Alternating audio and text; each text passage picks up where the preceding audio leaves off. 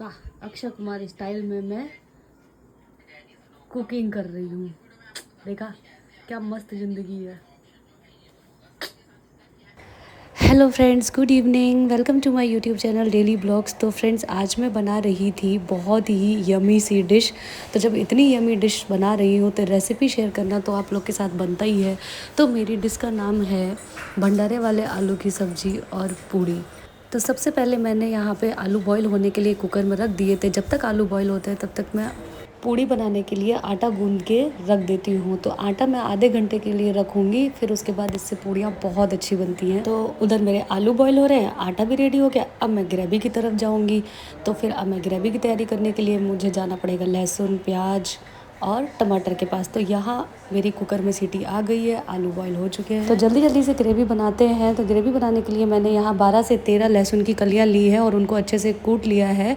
उनका मैं पेस्ट नहीं बनाऊँगी क्योंकि जब कूट के डालते हैं तो टेस्ट अच्छा आता है। और उसके बाद मैंने एक बड़ा सा प्याज लिया है और उसको अच्छे से चॉप्ड कर लिया है।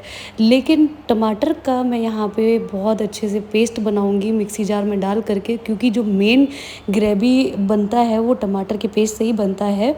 तो भंडारे वाले आलू बेसिकली इसी तरीके से बनते हैं और इनका टेस्ट बहुत ही गज़ब का होता है। लोग बहुत सारा कुछ डाल के बनाते हैं, बट मैं बहुत सिंपल वे में बना रही हूँ, जो कि आप लोग भी बहुत ईजिली बना सकते हो। तो यहाँ मैंने जो बॉइल्ड आलू हैं वो एक प्लेट में निकाल लिए हैं। अब मैं इनके अच्छे से छिलके निकाल लूँगी।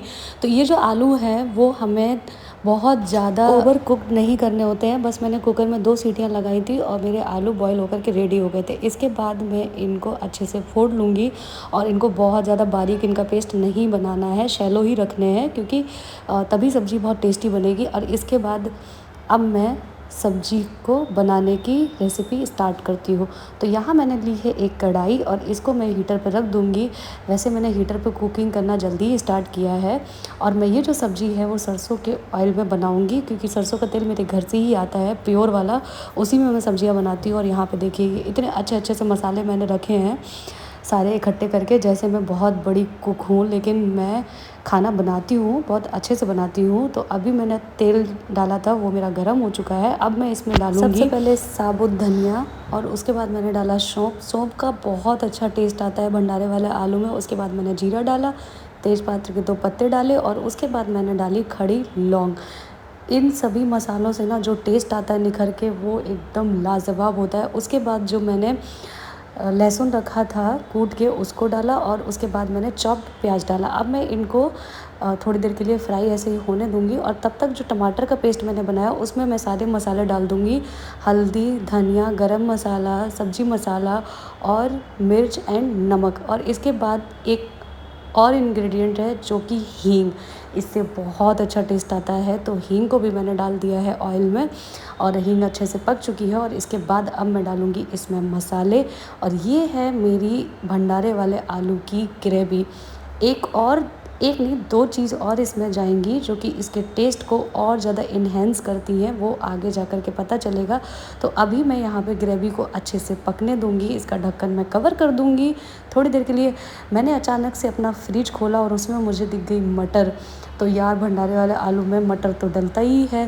पहले मुझे पता नहीं था कि मेरे पास मटर रखी हुई है, लेकिन मुझे मिल गई मटर। तो मेरी सब्ज़ी तो यार आज बहुत ज़्यादा डिलीशियस बनने वाली है। तो सब्ज़ी बनाते बनाते मुझे लगाई थी बहुत तेज़ भूख। तो फिर मैंने सोचा यार, काम कर रही हूँ बट थोड़ी पेट पूजा भी कर ली जाए। तो फिर मैंने यहाँ पे एक सेब को धुला और उसको काटूँगी, फिर मैं उसको खाऊँगी। तो यहाँ मेरी ग्रेवी जो है अच्छे से पक चुकी थी। इसके बाद मैंने इसमें डाल दी थी मटर। तो मैं जो इन 2 इंग्रेडिएंट की बात कर रही थी उसमें पहला हमारा है बेसन। बहुत सारे लोग बेसन को पहले भून के डालते हैं, बट मैंने इसमें कच्चा ही बेसन ग्रेवी में डाला हुआ है। बेसन का यहाँ पे बेसिकली काम होता है आपके टेस्ट को भी बहुत ज़्यादा इन्हेंस करता है। सेकंड, जो ग्रेवी बनती है उसको बहुत ज़्यादा गाढ़ा थिक बनाने में भी हेल्प करता है और टेस्ट बहुत अच्छा होता है। तो यहाँ मुझे इतनी तेज़ भूख लगी थी क्योंकि मैं ड्यूटी करके आने के बाद सीधा कुकिंग में लग गई थी। तो फिर मैंने सेव खाया और मेरी भूख थोड़ी सी शांत हुई। तो यहाँ जब तक सब्ज़ी पकती है, जब तक उसकी ग्रेवी पकती है, तब तक मैं ये सेव जा कर के बैठ के खा करके फिनिश करके आती हूँ। तो यहाँ मेरा एप्पल फिनिश हो गया है। फिर वापस कुकिंग में लग जाते हैं। तो यहाँ पे देखिए ग्रेवी कितनी अच्छे से बन के रेडी हुई है। तो ग्रेवी मेरी पूरी अच्छे से पक चुकी है। अब मैं इसमें जो बॉइल्ड आलू हैं उनको डालूँगी और फाइनल टेक्सचर धीरे धीरे मेरी सब्ज़ी का आता जा रहा है। तो यार ये सब्ज़ी इतनी ईज़ी है, लोग पता नहीं क्यों सोचते रहते हैं बनाए कि ना बनाए, बट आप बना सकते हो, बहुत ही यम लगती है। तो यहाँ पे मैं अब डालूँगी चाट मसाला। चाट मसाले से थोड़ा सा खट्टापन आता है और जैसे भंडारे में जो सब्ज़ी बनती है ना, उस तरीके का टेस्ट आ जाता है घर में जब आप बनाते हो। और इसके बाद मैंने इसमें डाला था थोड़ा सा काला नमक। ये 2 चीज़ें टेस्ट को और अपर लेवल लेकर के जाती है। तो जब भी आप लोग बनाना ज़रूर ट्राई करना, बहुत अच्छी सब्ज़ी लगती है।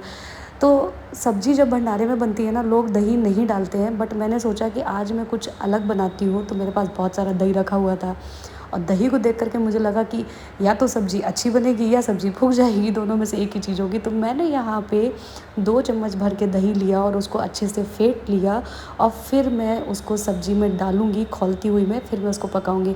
तो सब्ज़ी जब तक मेरी रेडी होती है तब तक मैंने सोचा कि पूड़ियों की तैयारी कर लेते हैं, क्योंकि टाइम बढ़ता ही जा रहा है और भूख भी बढ़ती जा रही है। तो आटे को मैंने पहले ही गूँध के रख दिया था आधे घंटे पहले।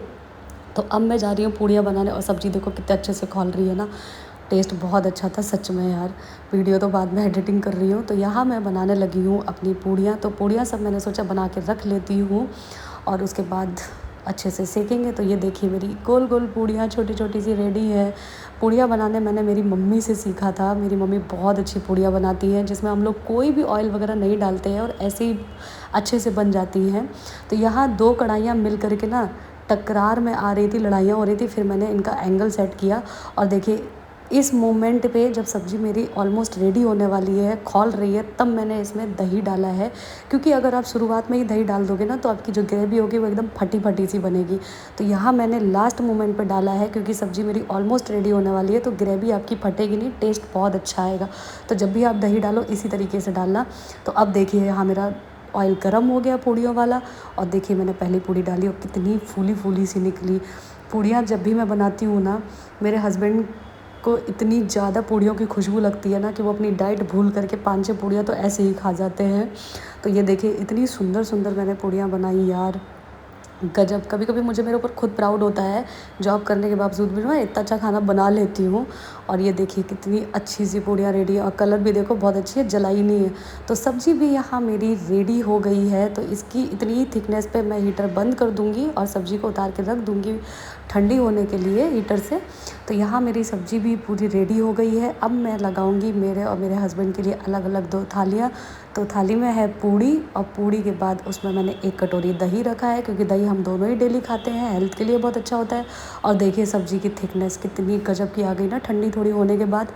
और ये जो थिकनेस आती है ना, वो बेसिकली बेसन से आती है। तो बेसन को तो स्किप आपको करना ही नहीं है भंडारे वाले आलू में।